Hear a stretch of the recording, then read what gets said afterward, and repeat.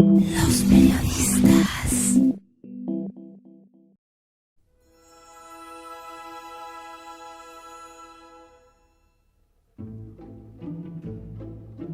El aventurero Salacaín había recobrado una vieja copia fotostática de uno de los libros más codiciados en la década de los 80. Su producción había sido raquítica y su demanda fue, según supo, muy rápida en Madrid y algunas ciudades gallegas donde su autor había gozado de gran prestigio. Galería de Borrachos del periodista Eduardo Chamorro está ubicado en una lista de obras sin clasificación. Se trata de un compendio de la manera de comportarse del bebedor, los efectos nocivos, los benéficos del consumo de las bebidas embriagantes. Publicado en 1981, sus editores decían de él: es un divertido anecdotario con consejos prácticos para vivir y convivir con el alcohol y sobrevivir a su conjura. Chamorro terminó sus días como periodista escribiendo los obituarios del diario madrileño ABC, pero antes había participado en varias ediciones importantes como Cambio 16 al lado de Javier Domingo y escribió varios libros que tuvieron premios. El rescate de la copia fotostática fue posible gracias al vaciado inoportuno y accidentado de una vieja mochila donde se guardaron algunos documentos insospechadamente valiosos. Salacaín no conoció personalmente a Eduardo Chamorro, pero devoró en su momento las líneas de esta galería donde algunos personajes saltaban de las páginas con nombre y apellido muy actuales. Chamorro falleció en el año 2009 y el ABC publicó entonces las líneas para comunicar su fallecimiento bajo el título Epitafio para un dandy. Algunos seguidores de Salacaín le han cuestionado por correo sobre si existía alguna definición divina para el alcohol.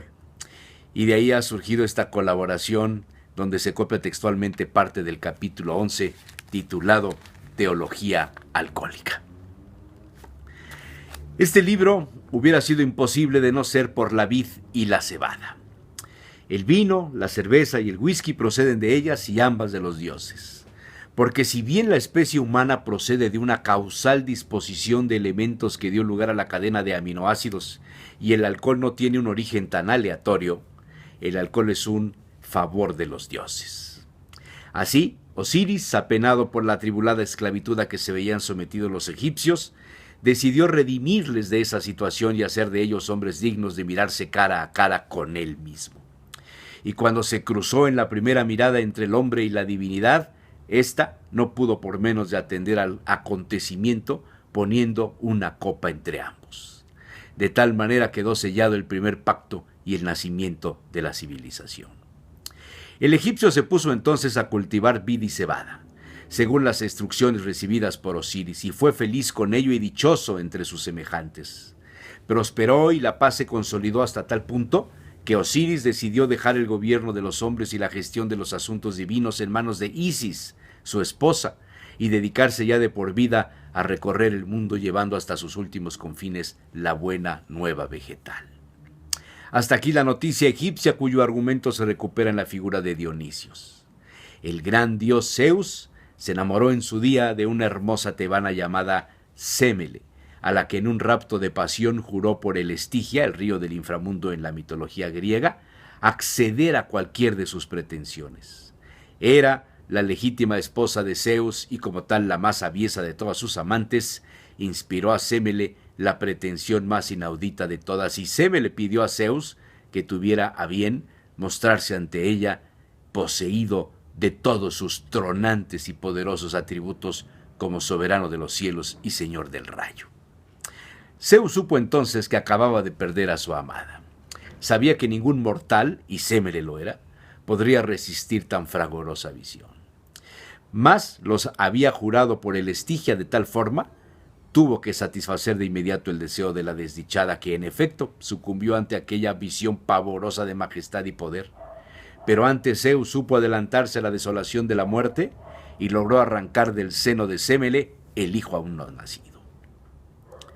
Luego, para evitar que Hera supiese de su existencia, ocultó al niño en su propio muslo y allí lo tuvo hasta que le llegó el momento de nacer, en que lo encomendó a Hermes para que éste se lo entregara a las Hiadas, a las que luego Zeus colocó en el firmamento como las estrellas que traen la lluvia cuando se aproxima el horizonte.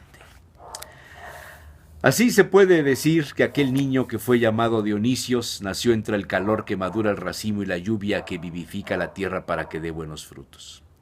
El niño se crió con Tracia, tuvo como hijo a Evantes y fue por tanto el padre de aquel Marón que en Ismaro, Tracia, proveyó a Odiseo Ulises del vino dulce como la miel con el que el aventurero de Ítaca pudo embriagar al cíclope.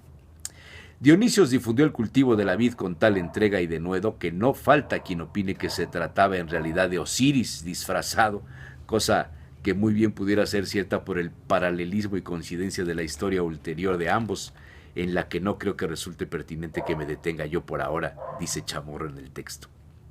Baste con decir que a Dionisio se le llamó el rey fructífero, el rey de la fruta verde, el fructificador, y que en la acarniana ateniense hubo un Dionisios de la hiedra y en la Lacedemonia un Dionisios de la higuera.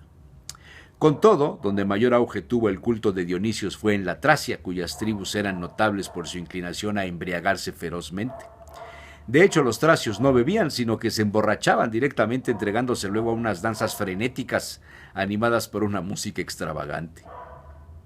Y en medio de esas danzas, fortalecido su espíritu por el vino, que sin cesar trasegaban, tenían visiones pasmosas y hablaba por sus bocas el genio de la adivinación, siendo capaces de profetizar hechos que nadie esperaba e interpretar los más extraños augurios. Hasta tal punto esto fue así, que de esa capacidad de los tracios proceden los misterios órficos, investigados todavía en la actualidad por muchos sabios y eruditos, cosa que de nuevo nos vuelve a Egipto, pero muchos años después de Osiris, cuando los egipcios entregados a la actividad guerrera olvidaron las antiguas artes adivinatorias que habían sido capaces de practicar siguiendo las enseñanzas libatorias del simpático Osiris. En tal situación se encontraban los egipcios cuando cayó entre ellos José, el hijo de Jacob, vendido por sus hermanos a los ismaelitas por 20 piezas de plata. Los ismaelitas vendieron al hebreo a Potifar, eunuco del faraón, cuya casa prosperó mucho desde que José entró en ella, pero la mujer de Potifar pretendió encamarse con el caballero y éste, fuera por lo que fuese, se negó, viéndose entrampado en las mentiras de la zorrupia que dieron con él en la mazmorra del faraón.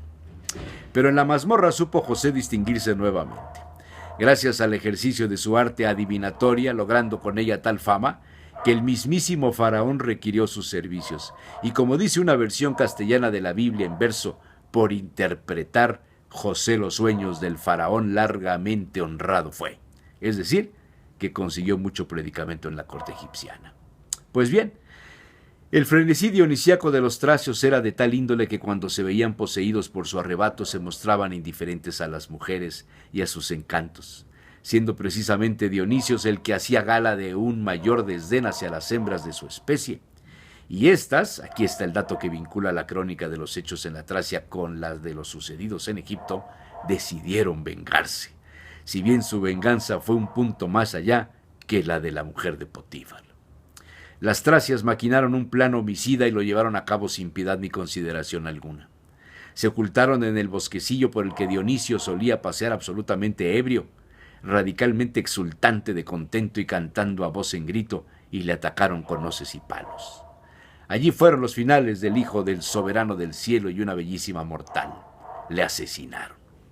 Y no contentas con eso, aquellas fieras enloquecidas por el ardor desatendido de la entrepierna, le descuartizaron, al igual que las bacantes de Eurípides con Penteo, y desperdigaron sus restos por el bosque. La cabeza del gran padre de la vid y la cebada fue a caer al Ebro. Casi, dice Chamorro, me da rubor señalar esta nueva coincidencia entre un río y otro río, el río Ebro de España. Y en sus aguas, flotando y sin dejar al parecer de cantar, llegó hasta Lesbos, cuyos habitantes le enterraron en el lugar donde, según Luciano, se levantó luego el templo de Baco. Hasta aquí parte del texto de este maravilloso capítulo, donde Chamorro expresa con profundidad su teología alcohólica. Dionisio era el nombre en griego del dios del vino, Baco. Salacaín cerró el libro y se dispuso a beber el primer aperitivo del día en honor de Eduardo Chamorro. Los melodistas.